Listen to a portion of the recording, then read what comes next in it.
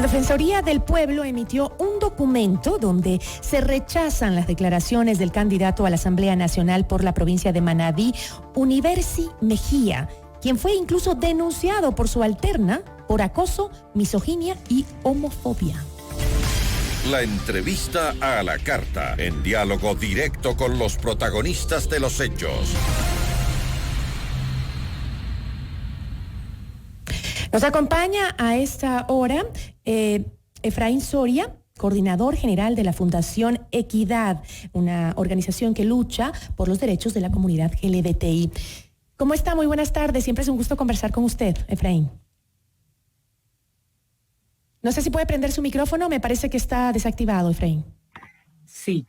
Muy buenas tardes, Gisela. Un saludo a todas las personas que siguen este importante medio de comunicación como es FM Mundo. Bueno, nos quedamos quienes pudimos escuchar ese bite, esa entrevista de el candidato a la Asamblea Nacional de Manabí. Nos quedamos impresionados, impactados, totalmente desatinados, ¿no? Hablando en contra de la comunidad LGBTI. ¿Cómo podemos entender que en 2020 todavía existan candidatos que públicamente se refieran a las personas de la comunidad LGBTI como enfermizas, como aberraciones, que llamen al odio incluso, que es un delito de odio penado de 1 a 3 años, que llamen al odio a la comunidad? ¿Cómo lo entendemos? Bueno, la verdad, Gisela, este tipo de comportamientos no tienen explicación, sino solamente la falta de conocimientos de parte de este ciudadano que desconoce las leyes que nos asisten como ciudadanos. Parece que no ha leído nunca la Constitución, no ha leído el artículo 11, numeral 2 de la Constitución, donde se prohíbe específicamente la discriminación por orientación sexual o identidad de género. También parece que la persona no ha leído el Código de la Democracia, que es muy específica en el sentido de que no se podrán hacer alusiones a temas de estima, de discriminación en el momento de las campañas electorales. Eso nos da cuenta de que lamentablemente los partidos políticos no han hecho un trabajo exhaustivo de capacitar, de filtrar este tipo de personajes que, lejos de ofrecerle una solución al país para salir de esta situación tan calamitosa que estamos viviendo, producto del colapso económico y también de una pandemia, sino que sigan fomentando las desigualdades, las inequidades. En todo caso, nosotros exigimos, y ya se ha hecho de conocimiento público, de que existe una demanda específicamente puesta por la misma alianza que conforma esta tienda política que está terciando en estas elecciones para que se sancione estos delitos de homofobia.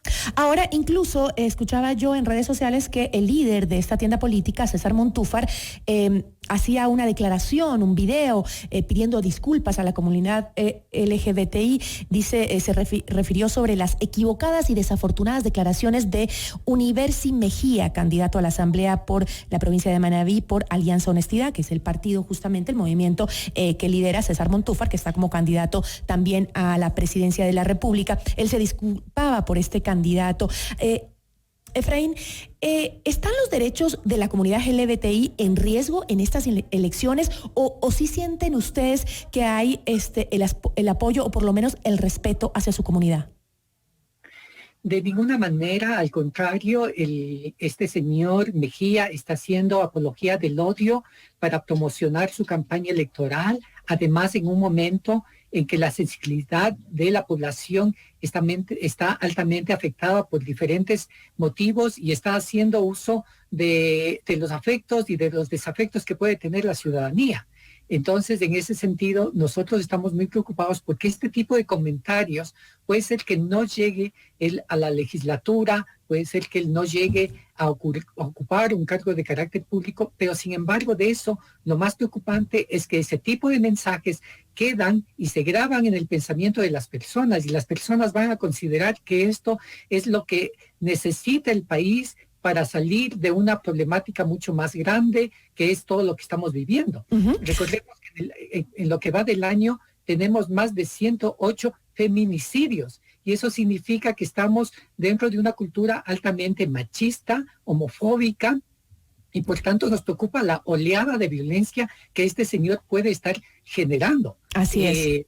Les hago una comparación muy simple. Cuando una persona cuenta un chiste sobre las personas homosexuales y ese chiste es celebrado y en ese chiste hay la presencia de niños, esos niños van a aprender esos mensajes como que fueran algo natural y lo que van a hacer es reproducir esos mensajes. Cuando llegan a la adultez se convierten en personas homofóbicas. Entonces lo que nosotros exigimos es que ese tipo de argumentos, ese tipo de manifestaciones no puede estar presentes en los discursos públicos. El señor tiene toda la libertad de no comulgar con los postulados, con el estilo de vida, con las comunidades LGBTI, y eso está bien, nosotros lo vamos a respetar, pero lo que no puede hacer el señor es hacer una apología del odio. Él está diciendo que si él pudiera, los mandaría a la cárcel cuando estamos celebrando 23 años de que en el Ecuador se declaró a la homosexualidad como un delito y dejó de ser un delito justamente porque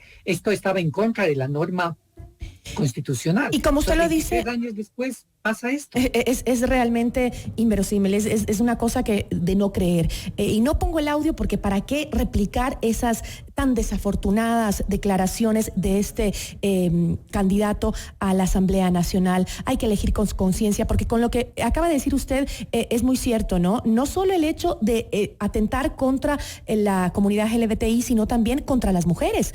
Rosario Cedeño, candidata a la Asamblea por el Distrito 2 de Manabí, denunció que también fue víctima de acoso por parte de este candidato a la Asamblea, University Mejía, en un video que circuló en redes. Justamente esta señora, Rosario Cedeño, dice: jamás imaginé que iba a ser tan duro para las mujeres participar en política.